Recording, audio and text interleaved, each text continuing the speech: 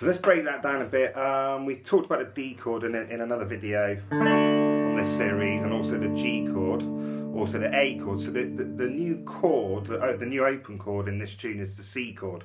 So we've got our ring finger on the 3rd fret of the A string, our middle finger on the 2nd fret of the D string, and our first finger on the 1st fret of the B string. It's a 5-string chord. What you'll be real careful of is that you get your hand arched enough so your fingers are on their tips. This is why they're called open chords, is because you've got some open strings and they need to ring out for the chord to sound proper.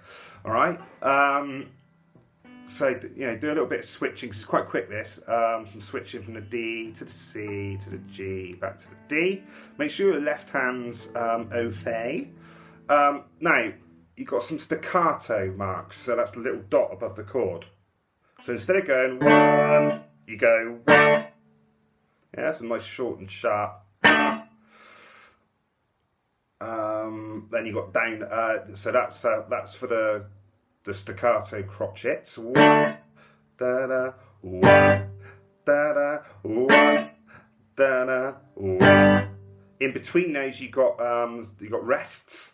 So that's the squiggly lines. So 1, rest, da da, the da da. The on the 3rd beat, they're quavers, and in this one it works well to go down up. So staccato, rest, down, up, rest, down, rest, down. That's your main phrase. It's going to do you for loads of this song. So, you know, practice that as much as you need to, so you're super confident with that before you start trying to play it along with the band. Get it sounding as clear as you can.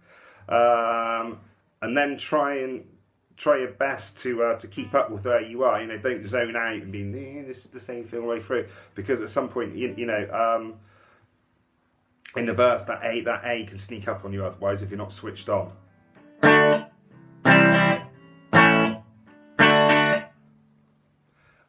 You've then got this little bit here. 1, 2, 3, 4. So that's around the staccato D, C and A. Make sure you listen to the best advice I can give you there is to listen to the band as much as possible to make sure you're playing along with them and it's nice and tight. You've then got some little open power chord, an open power chord of D, so you're playing the open D string and the 2nd fret on the G string, your first finger. So that's the first chord in the chorus. Then you go to a B power chord, so your first finger's on the 2nd fret of the A string, and your ring finger's on the 4th fret of the D string. Your rhythm there, 1, 2, 3, 4, 1, 2, and 4, 1, 2, and. So the same rhythm as the Bob Dylan track, but I'm doing that with downs because, you know, it's rocky. And also power chords. You don't really want to be coming up on power chords. Don't sound great. Then open G and open A. All right, then your instrumental, you're just doing straight strumming. 1, 2, 3, 4, 1, 2, 3.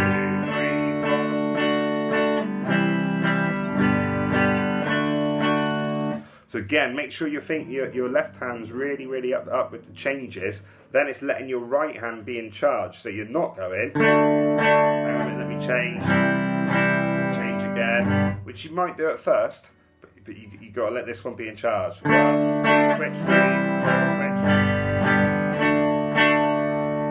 Your very end. So that's a down up on the G, 1, 2, and up to finish on the D.